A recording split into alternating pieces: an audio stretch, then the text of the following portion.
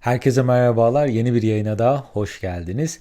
İklim değişiminin önüne geçmek için çabalayan pek çok girişime bugüne kadar şahit olduk. Fakat Climeworks adlı girişim 1 milyar ton karbon kirliliğini ortadan kaldırma amacıyla bu alanda en iddialı firmalardan biri olma yolunda ilerliyor. Bu yayında Climeworks'ün hikayesinden ve neler başardıklarından sizlere bahsedeceğim. İsterseniz daha fazla beklemeden buyurun hemen konunun detaylarına geçelim. Bu arada yaptığım yayınları beğeniyor ve yeni yayınları kaçırmak istemiyorsanız dinlediğiniz platformlardan abone olarak tüm yayınlara anında ulaşabilir veya Patreon üzerinden bana destek olabilirsiniz. Christoph Gebald Almanya'nın Bavarian bölgesinde doğmuş ve ardından 20 yılını İsviçre'nin harika doğasında geçirmiş.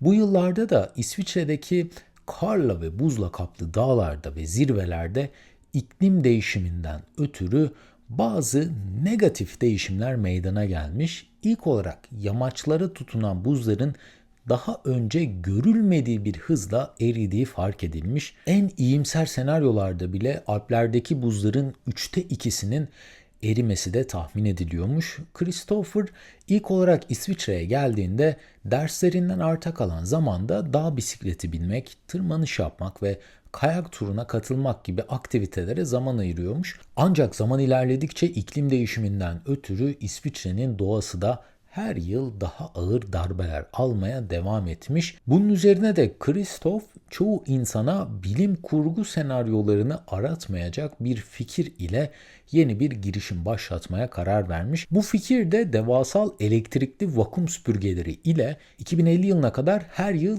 1 milyar ton karbon kirliliğini ortadan kaldırmakmış. Çoğu insana çılgınca gelen bu fikir Christopher için hayatının en büyük girişimi ve hedefi olmuş. Bu hırs geçtiğimiz sene Christopher'ı Time 100 Next listesine girmesini dahi sağlamış. Geçen sene Climeworks 650 milyon dolarlık yatırım toplamayı başardı. Fakat Climeworks koyduğu bu hedefe ulaşabilmesi için şu ankinden çok daha büyük miktarlarda karbondioksit toplaması gerekecek. Çünkü geçen yıl aktif olarak çalışan kamplarında yılda 4000 ton karbondioksit toplayabilmişler. Şirketin amacı ise bu girişimi büyüterek bu rakamı yıllık 1 milyar tona çıkarabilmek. İsviçre merkezli Climeworks şirketi uzay mekikleri ve deniz altlarından ilham alarak havayı temizlemek için karbondioksit emici sistemler geliştirmeye odaklanmış. Christopher ETH Zürih'te doktora yaparken bu sistemlerden etkilenmiş ve havayı temizlemek için bu tekniklerin kullanılıp kullanılamayacağını görmek istemiş. 2008 yılında da bu hedefle yola çıkan Christopher ve arkadaşı Wurbacher atmosferden karbonu çekmek için bir yol geliştirmeyi amaçlamışlar. Başlangıçta atmosferden karbondioksidi ucuz bir şekilde yakalayıp sera gazlarını azaltmak için endüstriyel amaçlarla satmayı planlamışlar. Fakat zamanla Climeworks'ün planları değişmeye başlamış. Atmosferden yakaladıkları karbonu yer altında kalıcı olarak depolamaya odaklanmışlar. Peki yılda 1 milyar ton karbondioksidi havadan toplayabilirsek bu iklim değişimini biraz da olsa kontrol altına almamızı sağlayabilir mi? Bu rakamlar çok fazla gözükse de dünyanın yılda 10 milyar tona kadar karbonu atmosferden temizlemesine ihtiyacı var ve bu gerçekleşse dahi bu yüzyılın ortasında küresel ısınmayı ancak 1,5 derece ile sınırlandırmamıza olanak sağlıyormuş. Climeworks'ün ilk oluşma sebebi olan dağları ve buzulları koruma amacından bu işe yaklaşacak olursak da şu an dağcılıkta en tehlikeli seviyelere ulaşmış durumdayız. Hatta dağların iklim değişiminden nasıl etkilendiğini anlatan oldukça detaylı bir rapor dahi geçenlerde yayınlandı. Bunun da linkini eğer merak ederseniz sizler için bırakırım. Climeworks şu an itibariyle tüm bu krizin önüne geçebilecek bir altyapıya ya da teknolojiye sahip olmasa da bu şirketin kurucusu olan Christoph bununla alakalı kendisine yöneltilen sorulara şu şekilde cevap vermiş. Eğer ki bir dağın sadece zirvesine odaklanırsanız çok büyük bir hüsrana uğrarsınız. Çünkü dağın zirvesine ulaşana kadar 5 hafta boyunca sizi hüsrana uğratacak pek çok zorlu koşula maruz kalırsınız demiş. Bizim için de önemli olan sadece dağın zirvesine ulaşmak değil, önümüzdeki adımları doğru ve kararlı bir biçimde planlayıp tek tek aşabilmek olduğundan yaptığı konuşmada bahsetmiş. Önümüzdeki 50 sene içerisinde aslında sadece özel şirketler değil, pek çok ülke, Türkiye'de bu ülkelere dahil olmak üzere net sıfır emisyon projesi üzerinde uğraşıyorlar. 2070 senesinde tüm dünyada net karbondioksidin sıfıra düşürülmesi projesi aslında 20 yıl kadar geç kalınmış bir proje diyebiliriz. Çünkü her geçen yıl iklim değişimiyle meydana gelen hasarı onarmak çok daha zor bir hale geliyor. Aslında Climeworks gibi daha pek çok şirket CDR yani karbondioksit removal denilen ortak bir hedef için çalışıyorlar. Bu alanda 2024 yılı itibariyle apayrı bir endüstri oluşmuş durumda. Karbondioksidin yeryüzünden kaldırılması genellikle küvet metodolojisi ile açıklanıyor.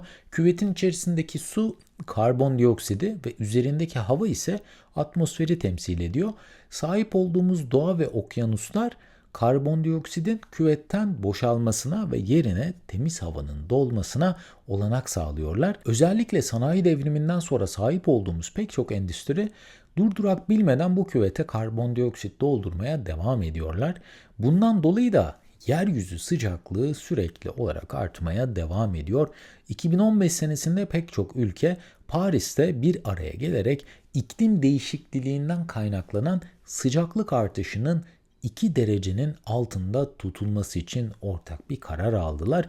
Bunu başarabilmenin de birkaç yolu var ve bu yollardan bir tanesi de Climeworks'ün kullandığı Direct Air Carbon Dioxide Capture denilen, yani Türkçeleştirecek olursak havadan direkt olarak karbondioksidin yakalanması metodu diyebiliriz. Fakat bu teknolojilerin geliştirilmesi ve bu alanda faaliyet gösteren firmaların artmasıyla da ayrı bir tartışma konusu ortaya çıktı.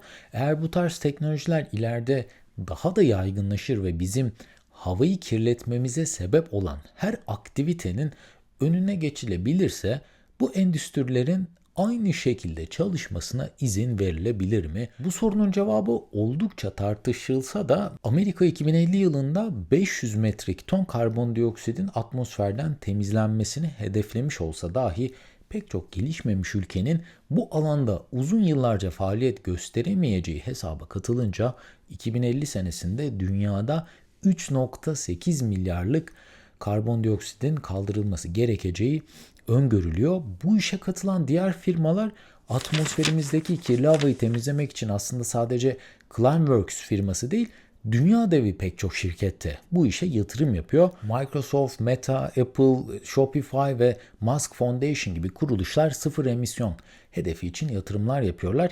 Tabii bir de bu firmaların tüm dünyada bunca sene yaratmış oldukları çevre kirlilikleri de tarihten silinmiş değil. Warren Buffett'ın desteklediği Occidental Petroleum firması 100'den fazla karbon yakalanma tesisi kuracaklarını söylediler, paylaştılar. Ancak yakalanan karbonun bir kısmını daha fazla petrol çıkarmak için de kullanmak istediklerini söylüyorlar. Tabii bu da bu alanda çok büyük bir çelişki yaratıyor ne yazık ki. Bu sektöre pek çok özel kuruluş ve devletler yatırım yapıyorlar. Amerikan Başkanı Joe Biden bu sektör için de 3,7 milyar dolarlık bir bütçe ayıracaklarını da duyurdu. Peki bundan sonraki adım tam olarak ne?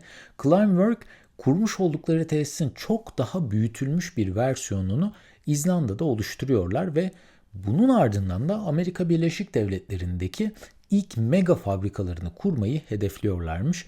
Amerikan Başkanı Biden ile de fikir birliği yapan Climeworks, Louisiana'da bir test merkezi oluşturmaya karar kılmış ve Amerika'daki hedefleri ise 2030 yılına kadar 1 milyon ton karbondioksidin toplanmasıymış. 2018'de de Birleşmiş Milletler'in iklim raporu küresel ısınmayı 1,5 derece ile sınırlamak için önümüzdeki 10 yıllar boyunca milyarlarca ton karbonu gidermek gerektiğimizin şart olduğunu açıkladı. Şirket İzlanda'daki benzersiz jeolojik yapıyı kullanarak bu hedefe ulaşmayı amaçlıyormuş. Climeworks Mamut adı verdiği büyük ölçekli Direct Air Capture yani direkt hava yakalama tesisini İzlanda'nın en büyük jeotermal enerji santrali olan Hellishöй'de kurmayı planlıyor. Climeworks'ün geleceği özellikle ABD'de büyük müşterilerin bulunduğu ve hükümet teşviklerinin var olduğu yerlerde devam edecek gibi gözüküyor.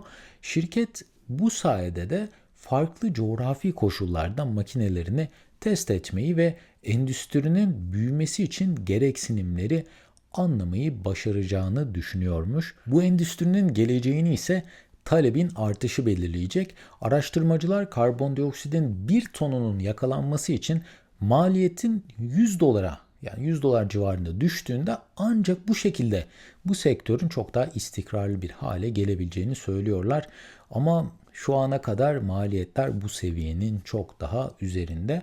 Bu endüstrinin de gelecekte çok fazla büyüme yakalayıp her yere yayılıp yayılamayacağını ise bizlere zaman gösterecek. Bu bölümde atmosferdeki karbondioksidi temizlemek için çabalayan Climeworks girişimini inceledik. Umarım sizlere faydalı bilgiler sunabilmişimdir. Bu arada tüm yayının yazılı metnine ve yayında kullandığım kaynaklara açıklamalar bölümünde yer alan link üzerinden ulaşabilirsiniz. En kısa sürede yeni yayınlarda görüşmek üzere. Kendinize çok iyi bakın. Hoşça kalın.